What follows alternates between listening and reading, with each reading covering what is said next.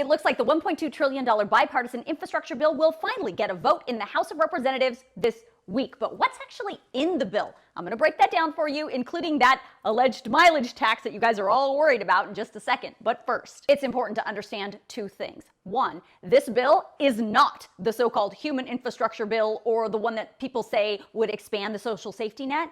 This is the bill that was passed by the Senate back in August. I actually told you about it in this video. All of the Democrats and independents, plus 19 Republicans, including Senate Minority Leader Mitch McConnell, voted yes to this bill already. But it's been held up in the House until now.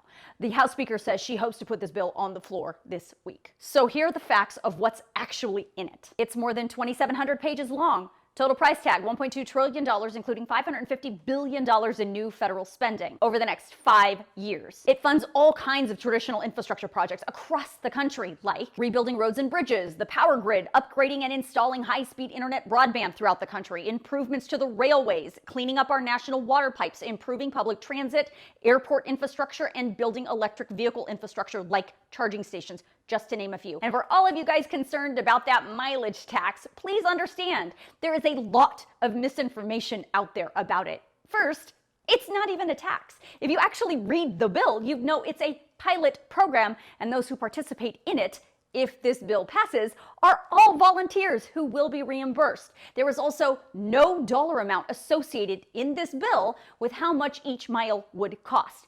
The mileage tax pilot program would give the federal government the opportunity to study the idea of taxing based on mileage driven from 2022 to 2026 as a way to continue to fund the Highway Trust Fund. That fund keeps our highways intact. I actually put a link to the exact section where you can read it straight from the bill on my website. Just go to the link in my bio.